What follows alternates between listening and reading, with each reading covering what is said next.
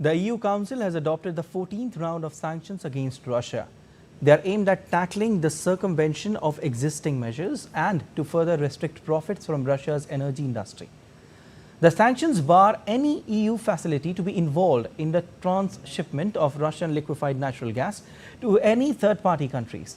European Union governments agreed in May to use profits from the assets frozen inside the bloc to help Ukraine with 90% of funds earmarked for military aid.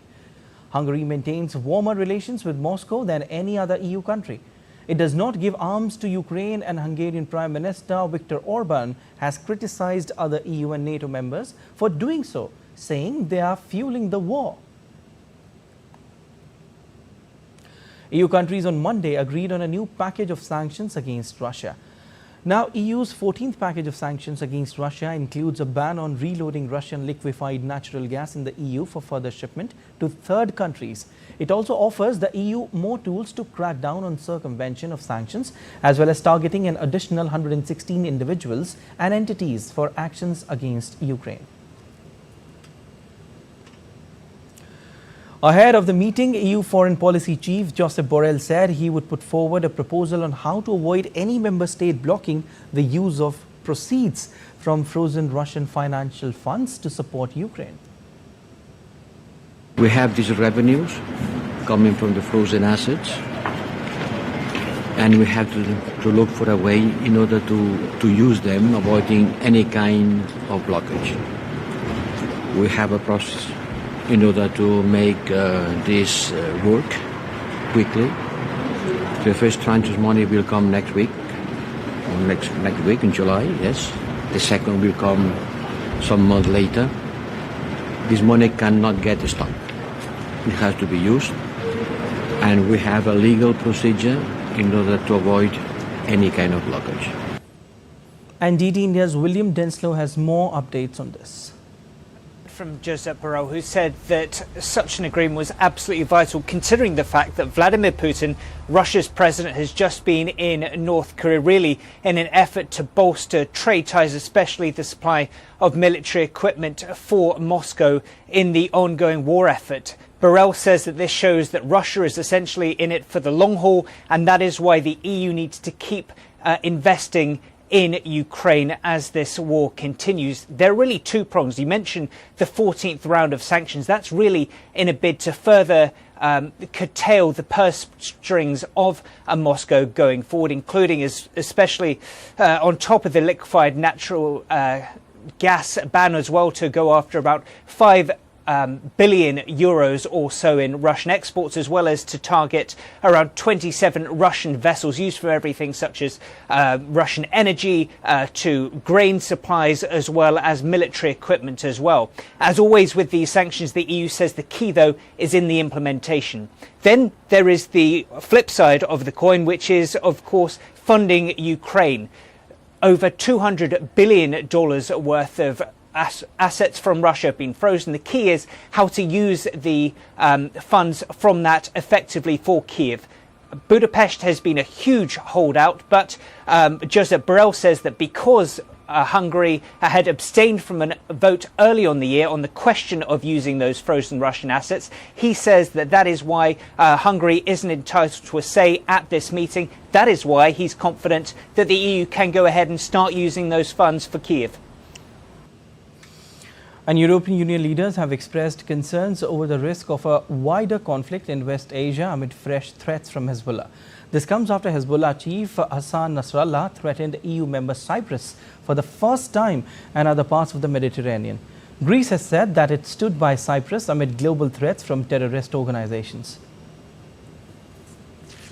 We are in the midst of two horrible wars, which are now in a state of escalation, unfortunately. Russian aggression against Ukraine and the war in the Middle East, especially for the Middle East, in spite of the hope that we can have a peace formula and a peace process, we can see now escalation in all respects. It is absolutely unacceptable to make threats against the sovereign state of the European Union. We stand by Cyprus, and we will all be together in all kinds of global threats coming from terrorist organizations. France could see civil unrest and violence that is related to the elections, Interior Minister Gérard Darmanin said on Monday, as campaigning enters its last week before the first round of voting. According to a poll survey, France's far-right National Rally Party and its allies are seen leading the first round with 35.5% of the vote, while the left-wing New Popular Front alliance in second place with 29.5% of the vote. And President Emmanuel Macron's centrist alliance was seen in third place, winning 19.5% of votes. The election for France's lower house of parliament, conducted over the two rounds, will be on 30th of June and 7th of July 2024. Pro-independence protesters burned police vehicles and blocked roads in New Caledonia on Monday as anger erupted over the extradition to France of jailed protest leader Christian Tien.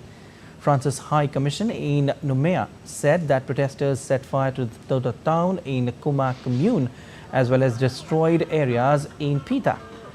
The Dombia Municipal Council said a firefighting vehicle was attacked, possibly by gunshots, and some schools were forced to close due to the protests. Protests began in May after France voted to approve reforms to allow thousands more French residents who have lived in a territory for 10 years to vote.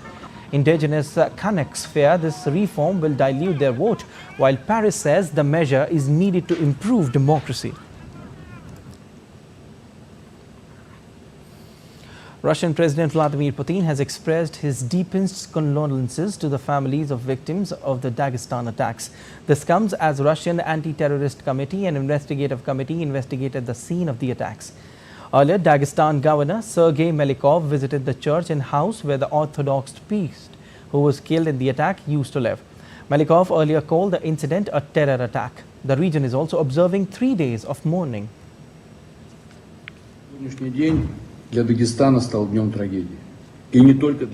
Subsequent operational search and investigative measures will be carried out until all participants in these sleeper cells are identified. And of course, they had been preparing, including from abroad. I would like to ask all of you, dear Dagestanis, dear guests of the Republic, to remain calm. The situation is now under the control of the government authorities and law enforcement agencies. Мы понимаем, какой цели организатор. At least 19 people, including policemen, were killed as gunmen attacked synagogues and churches in Russia's Dagestan region on Sunday. The simultaneous attacks happened across the cities of Dabian and Machakala. 5 gunmen were also killed. No group has claimed responsibility for the attacks, which took place 3 months after 145 people were killed in an attack claimed by the Islamic State on a concert hall near Moscow. DD India's Dasha Chernashova gives us more updates from Moscow. Well, Russia's investigative committee's central headquarters is in charge of the investigation, and they are yet to provide the coherent version of what has happened. So far, they presume that the attacks in the city of Derbent, as well as the regional capital of Makhachkala, could be connected. Again, the investigation is ongoing, but the case is going under the terrorism accusations, as well as the possession and theft of weapons. These are the two recent developments, because theft of weapons was not anywhere on the radar before this morning. Now we understand that the investigators are looking for the accomplices. They are looking for the sleeper cells in the region, because certainly the attack has changed the lives for many people living in the Republic of Dagestan. We're also hearing that the Russian president has issued his deepest condolences to the families of those killed and wounded. We are also hearing that no special address by Vladimir Putin is planned by the Kremlin in relation to this attack or the attack against Sevastopol. As Russia is treating these two cases as acts of terrorism, the threat of terrorism is very much on the radar for the Russian authorities. But at the same time, the narrative we are getting here in Russia from the officials is that that was an attempt to destabilize the situation internally, with many officials and analysts first thing saying that this attack might have been perpetrated from outside the country in order to sow discord among the multi-ethnic, multicultural and multi-confessional society. The Kremlin has blamed the United States for a Ukrainian attack on Crimea with ATACMS missiles that killed at least 4 people and injured over 150, and said there would be consequences, also calling the attack absolutely barbaric. We witnessed an absolutely barbaric missile attack in Crimea. We understand perfectly well who is behind this. The president last week repeatedly told about who is guiding towards target these technically complex missiles. It is not the Ukrainians who ensured these launches and so on. Everything is perfectly clear here. You, as representatives of media, need to ask my colleagues in Europe and especially in Washington, press secretaries, why their government are killing Russian children. Meanwhile, in another update, Russia, the world's biggest nuclear power, has started updating its nuclear doctrine. Kremlin spokesperson Dmitry Peskov citing an earlier statement by President Vladimir Putin. The conflict in Ukraine has triggered the biggest confrontation between Russia and the West since the 1962 Cuban Missile Crisis. Meanwhile, in the ongoing conflict, at least 3 people were injured in a Russian strike on Ukraine's Odessa on Monday. Earlier, several Russian strikes hit Ukrainian city of Kharkiv. A person was killed and 10 people were wounded in the Kharkiv attacks. The regional governor said a school was hit along with a private home where the casualties had occurred. The governor added Russia appeared to have used glide bombs in the attacks. A top US general has warned of a wider conflict if Israel launches an offensive in Lebanon. This comes as tensions between Israel and Hezbollah continue to rise. While acknowledging Israel's right to defend itself, Joint Chiefs of Staff Chairman C.Q. Brown warned that a broader conflict can draw in Hezbollah's backer, Iran. Last week, Hezbollah chief Hassan Nasrallah, he said nowhere in Israel would be safe if a full-fledged war breaks out between the two sides. Border skirmishes between Hezbollah and Israel have been common since the start of Israel-Hamas conflict. Earlier, Israeli Prime Minister Benjamin Netanyahu said that while the phase of intense fighting against Hamas in the Gaza Strip was coming to an end, the conflict would not end until Hamas's rule in the Palestinian enclave ends. Listen in. If there is an agreement, it will be an agreement according to our terms, and our terms are not to end the war, to leave Gaza and leave Hamas as it is. After the intense phase is finished, we will have the possibility to move part of the forces north, and we will do this, first and foremost for defensive purposes, and secondly, to bring our evacuated residents home. Philippines has accused China of using illegal force to deliberately disrupt resupply mission in the South China Sea. Its defense chief said last week's maritime incident, which injured a sailor, was neither a misunderstanding nor an accident. Meanwhile, reacting to it, China's foreign ministry on Monday urged the Philippines to stop its infringements and provocations amid the two countries' ongoing disputed waters in the South China Sea. Chinese Foreign Ministry spokesperson Mao Ning said China and the Philippines should work together to safeguard peace and stability in the South China Sea. And still to come on this edition of DD India Live. India's Finance Minister Nirmala Sitharaman chairs 6th pre-budget consultation in New Delhi. We tell you all the weather updates from various parts of the world.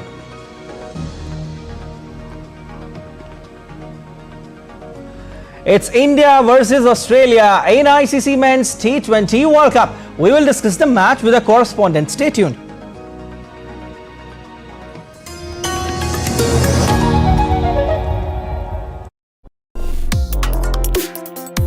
Complex issues, hidden agendas, twists and turns, strategic games. We think all dots are linked. We just need to connect them. Join me every week as I connect the dots to unravel hidden designs in statecraft, mysteries, and decode issues that matter to you. Watch Connecting the Dots with me at these times on DD India.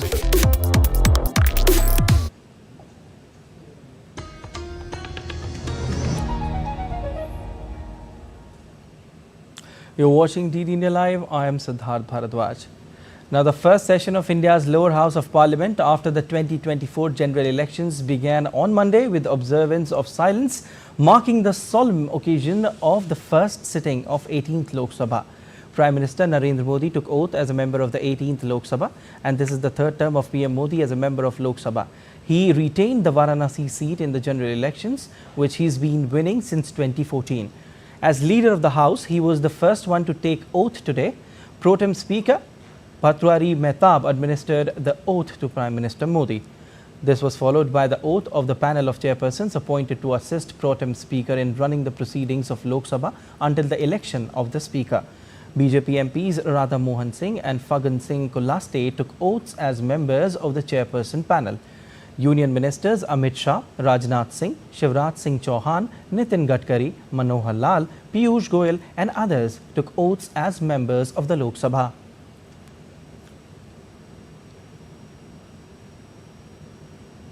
Addressing the media ahead of session, Prime Minister Modi said that the government will work 3 times harder in its third term. बहुमत होता है, लेकिन देश चलाने के लिए सहमति बहुत जरूरी होती है और इसलिए हमारा निरंतर प्रयास रहेगा कि हर किसी की सहमति के साथ, हर किसी को साथ लेकर के मां भारती की सेवा करें, 140 करोड़ देशवासियों की आशा आकांक्षाओं को परिपूर्ण करें. President Draupadi Murmu administered the oath of office to Bhartrihari Mehtab as Speaker Pro Tem of the 18th Lok Sabha earlier today at a ceremony held at Rashtrapati Bhavan. On the occasion, Vice President Jagdeep Dhankar and Prime Minister Narendra Modi were also present.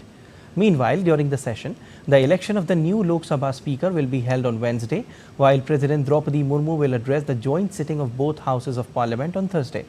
The session of the Rajya Sabha will commence on Thursday, 27th of June. The parliament session will conclude on the 3rd of July. India's Minister for Finance and Corporate Affairs, Nirmala Sitharaman, chaired the 6th pre-budget consultation in New Delhi on Monday with representatives of trade unions and labour organizations to gather suggestions for the forthcoming General Budget 2024-25. The pre-budget consultation meeting was also attended by Secretaries of Department of Economic Affairs, Ministry of Finance and Ministry of Labour and Employment and Chief Economic Advisor, Government of India. Alright, dynamic changes in weather patterns have gained frequency and point to an alarming situation across the world due to ill effects of climate change. Now, DD India's Antara Sinha gives you an insight. Have a look.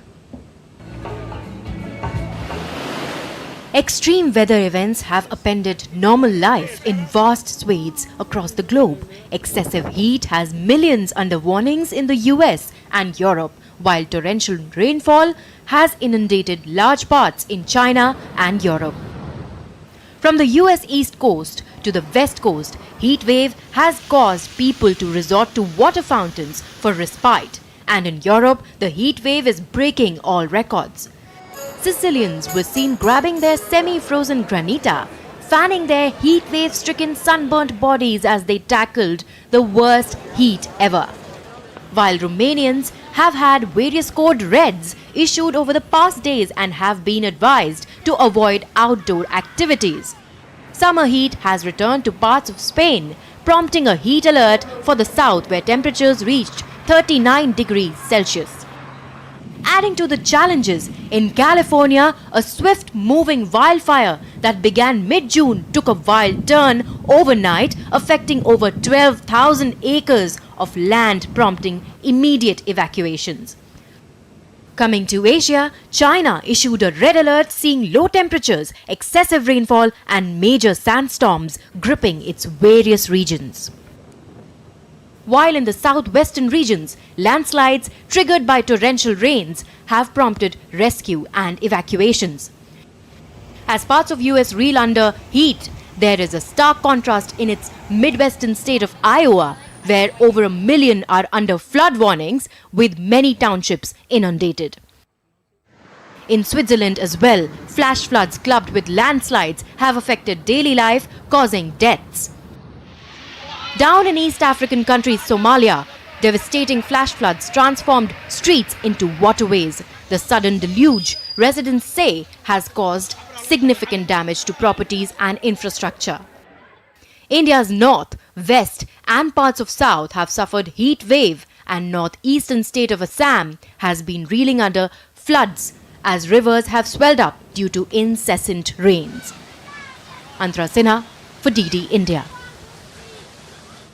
And India and Australia will clash in the Super 8 in St. Lucia on Monday. A win for India would jeopardize Australia's chances of reaching the ICC T20 World Cup 2024 semi-finals. Meanwhile, Rohit Sharma's team is well positioned to advance to the last four stage.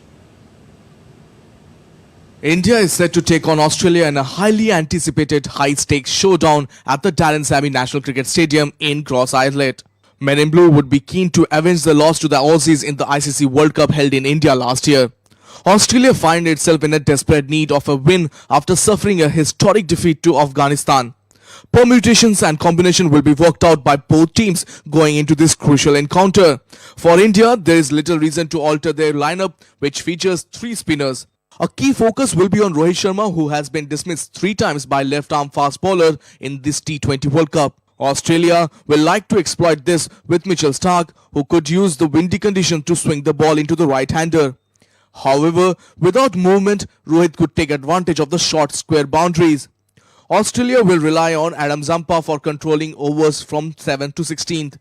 Zampa has been exceptional, taking 11 wickets at less than 6 runs per over in this tournament. However, he faces a challenge in Surya Kumar Yadav, who has scored 54 runs off just 27 balls against Zampa in 4 T20 innings, with only 1 dismissal.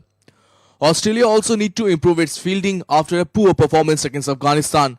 For India, Arshdeep Singh and Jasprit Bumrah are expected to maintain their consistency, using the win to their advantage. With their game finely tuned following consecutive wins against Afghanistan and Bangladesh, India is ready for the challenge ahead. Group 1 of the Super 8s is heading towards a thrilling finale. India and Australia have a history of delivering thrilling encounter on the biggest stage.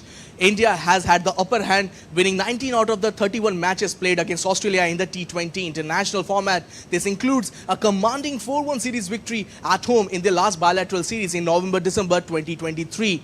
With this is Taposh Bhattacharya for DD India from St. Lucia. The 2 semi-finalists from Group 2 of the Super 8 have been confirmed on Monday. South Africa and England have taken the first and second spot respectively. Undefeated in the tournament so far, South Africa defeated West Indies by 3 wickets in a thrilling rain-curtailed match in Antigua. Batting first, West Indies put 135 runs on the board for the loss of 8 wickets. Roston Chase scored 52 runs, while Kylie Myers chipped in with 35. Chasing a revised target of 123 in 17 overs, South Africa lost their openers early but got back on track with Henrik Claessen's 21-run cameo of 9 balls. However, West Indies kept on scalping wickets and made it a thrilling encounter. In the end, the Proteas chased down target with 5 balls to spare and 3 wickets in hand.